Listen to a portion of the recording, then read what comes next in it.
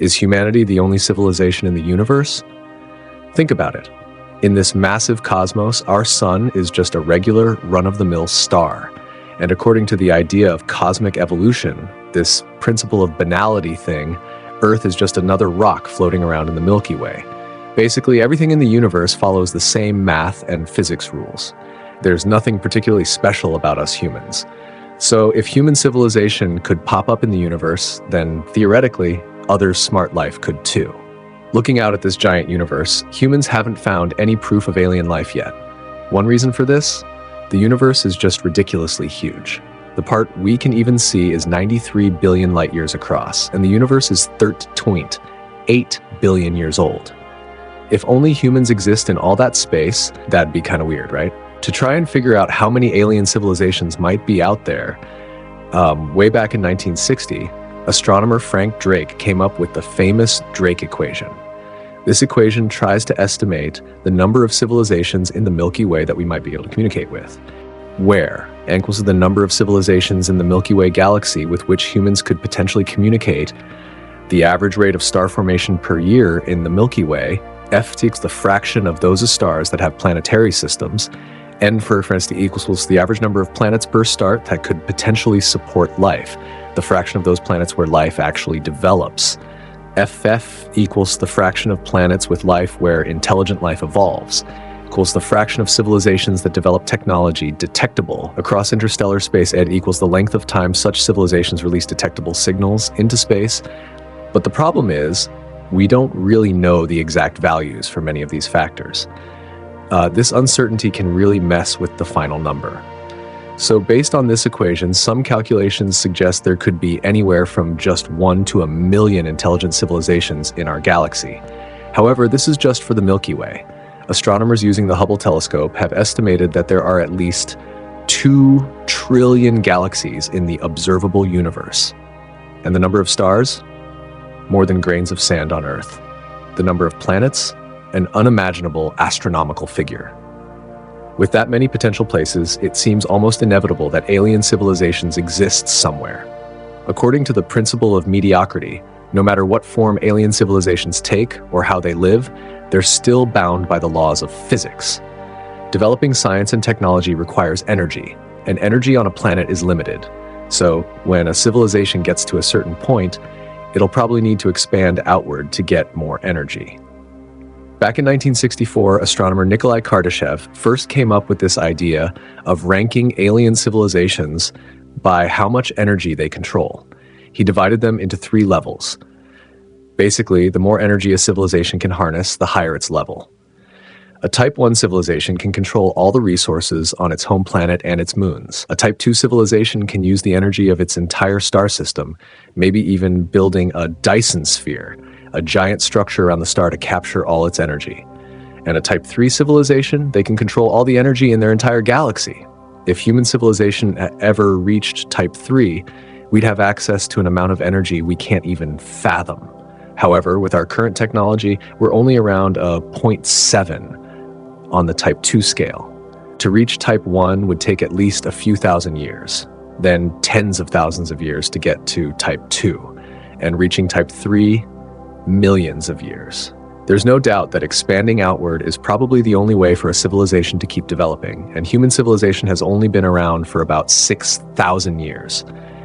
In a universe that's 13.8 billion years old, that's nothing. It's hard to imagine what a civilization millions, or even tens of millions of years ahead of us would look like. Maybe they've already become a Type 3 civilization, mastered Dyson sphere technology, and figured out interstellar travel. They might even be able to mess with entire galaxies. If that's the case, and there's a super advanced Type 3 civilization in the Milky Way, shouldn't they have already taken over our solar system? But so far, we haven't found any trace of alien civilizations in our galaxy. So, is it really possible that we're the only intelligent life out here? If aliens do exist in this universe, where the heck are they? This question is known as the Fermi Paradox. It's something humans have been pondering for centuries, even millennia. To try and answer this, we've spent the last few decades exploring most of the planets and moons in our solar system. We've even sent out radio waves towards thousands of other planets. But still, nothing. And scientists have come up with a bunch of possible explanations. One idea is that aliens simply don't exist. Maybe humans are the only civilization in the universe, because life itself might be a series of incredibly unlikely events. Some scientists compare the emergence of life to taking all the parts of a watch, throwing them into the ocean, and then having the waves somehow assemble them into a working timepiece.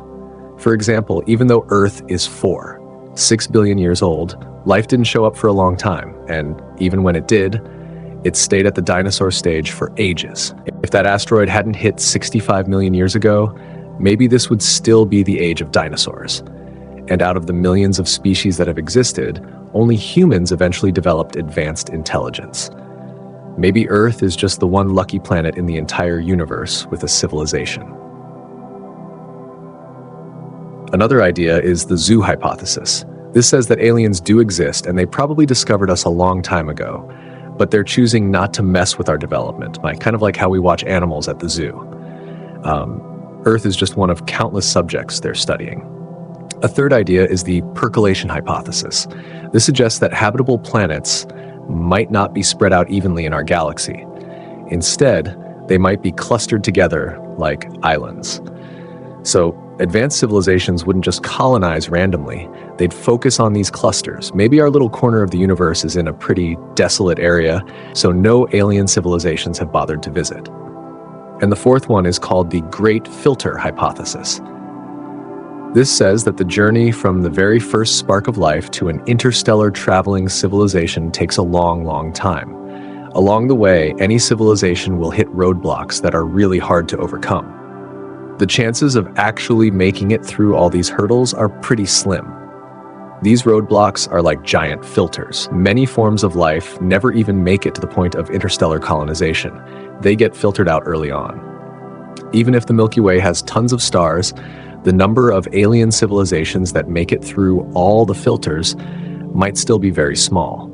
Maybe there's even a possibility that humans are the only civilization in our galaxy because our appearance was just a super lucky series of chance events. Even though we've now become pretty advanced, we still face a lot of unknown challenges before we become an interstellar civilization. The last idea is the scary dark forest theory. This comes from a science fiction book series called The Three-Body Problem. It suggests that over the 13.8 billion years of cosmic history, many intelligent civilizations have probably evolved. However, between different civilizations, no matter how advanced their technology, their cultures could be wildly different. It's really hard to communicate effectively, and even harder to know if another civilization is friendly. According to the dark forest theory, if a civilization accidentally reveals its existence to another civilization, there's a chance they'll launch an attack.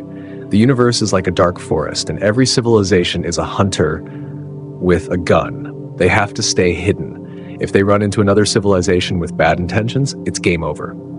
So survival means staying quiet. Even though the universe seems silent right now, that doesn't necessarily mean alien civilizations don't exist.